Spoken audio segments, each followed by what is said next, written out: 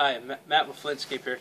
We got called out to a customer's house about dry lawn, and what we first did was we got some handy dandy flags, and we had walked around the system to notice if any sprinklers were not performing well.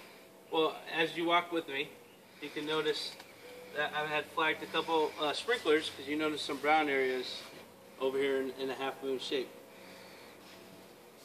What we had done was manually start the sprinkler system and walk the property and identified any valves that or sprinklers that weren't performing as needed. And as you can notice, with this one, it has a lot of calcium deposit, so it doesn't perform as it should, so it doesn't spray normal.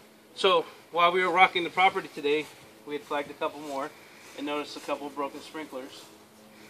And we had worked our way all the way to this side of the property and identified that there was indeed one broken sprinkler over here that was not allowing pressure to the system. But as you noticed, if you walk around over here, that we didn't replace the sprinkler yet because we knew that there could be additional issues on the property. But this sprinkler is broken down at what we call the riser. So as we've gone over here on this side of the property, we had noticed that there are 3 sprinklers in this area that were barely popping up, and that was giving us the identification of possibly a broken sprinkler pipe somewhere.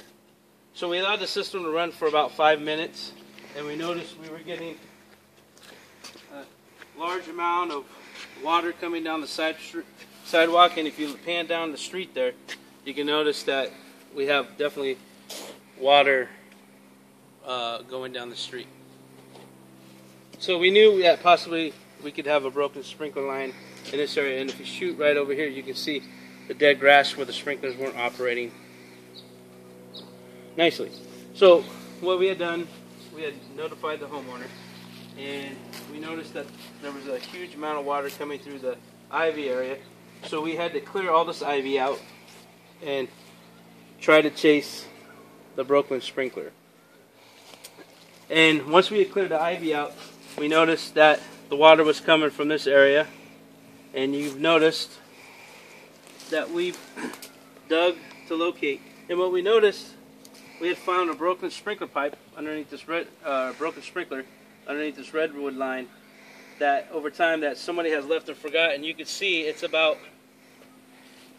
6 inches underground that someone had abandoned, and all they did was screw the nut tight so the sprinkler would pop up but no water would come out. Really not the best way to stop a sprinkler line.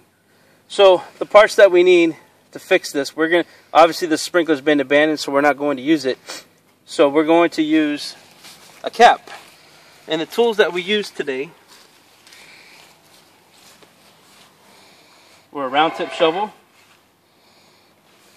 We're going to need PVC 1/2 inch thread, 3/4 inch pipe, and a 3/4 inch cap. And how to fit these together, we're going to dry fit everything, and we're going to use PVC primer and PVC cement.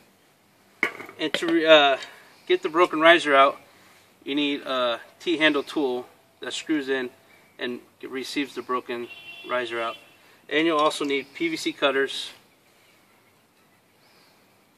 pipe tape, and a hand tool to dig out the rest of the stuff. And with that, we'll go ahead and make the repairs, and we'll show you when we're done.